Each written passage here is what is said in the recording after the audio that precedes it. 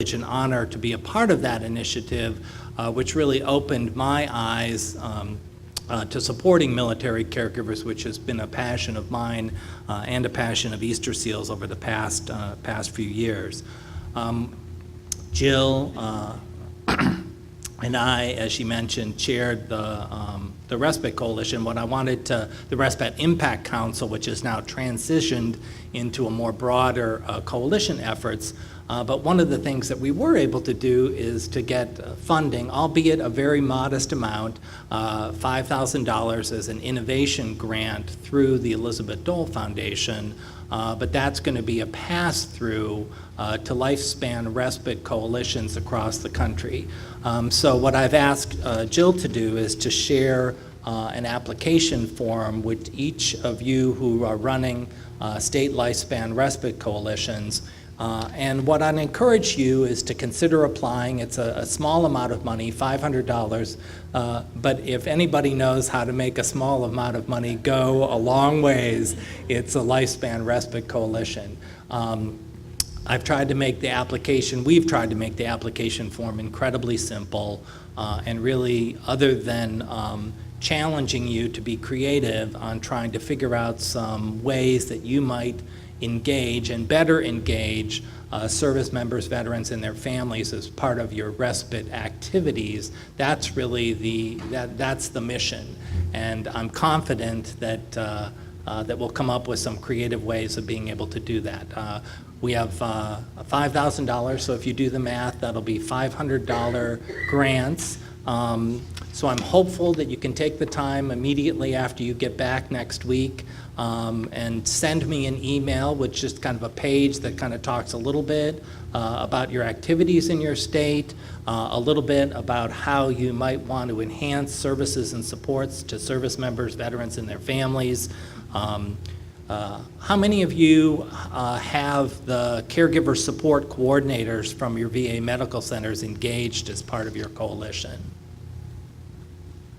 So for those of you that do, great, but maybe perhaps this is a way that you can incentivize or do a kind of partnership activity with the caregiver support coordinator. Literally, there are hundreds of caregiver support coordinators in the VA system. Every VA medical center across the country has a caregiver support coordinator. If they're not involved in your coalition, they certainly should be. The VA is one of the largest funders of respite.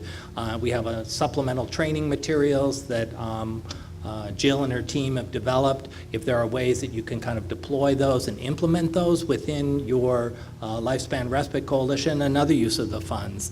How many of you are familiar with the Elizabeth Dole Fellow Program? Great. So Elizabeth Dole, through her foundation, has recruited military caregivers themselves to serve as fellows. And almost every state has an Elizabeth Dole Fellow or an Emeritus Elizabeth Dole Fellow.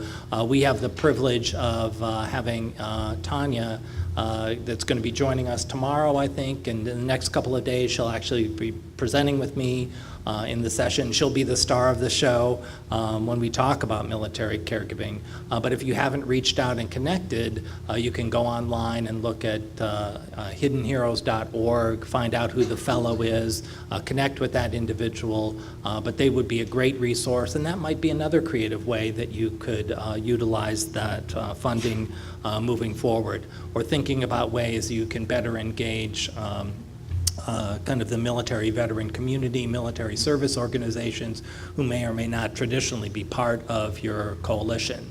So I'm confident that with creative juices in this room that you'll come up with some really engaging ways. I want to make this as simple as possible. I'm hopeful that we'll have more than 10 applicants, and then we'll be able to choose. We'll send out that money in November, and then the only obligation on the reporting side is really the folks from the foundation are excited about sharing the stories of how you've been able to creatively use those resources, and if you have some photos or other things, they're really excited about integrating that into Elizabeth Dole activities and their websites and their newsletters.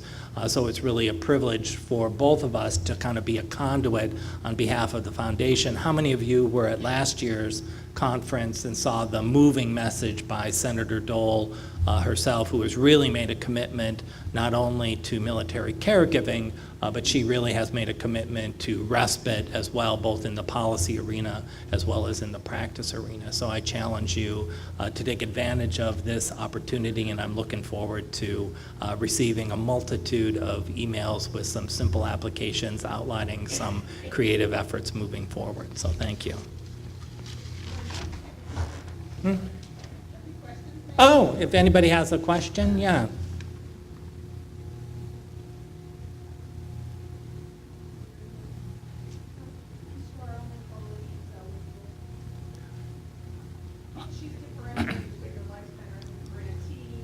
Oh, no, so it would be broadly defined. I don't want to set a limit that it just has to be, a coalition exactly. But what we would want it to be is integrated into kind of a broader, coalition type effort.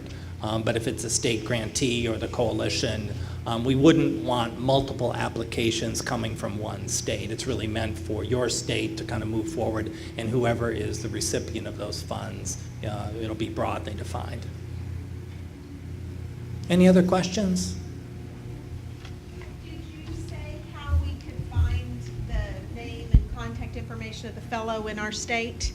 Yeah, you can. It's hiddenheroes.org or also it's Elizabeth Dole Foundation.org, but both of those websites will take you, and then they have a very user-friendly map, and you can sort by state, you can sort by branch of service, you can sort by type of veteran that they're supporting, and I would encourage you to reach out and connect with those fellows, and then we'll actually have Tanya, the fellow from here in Alabama, joining us tomorrow and Friday.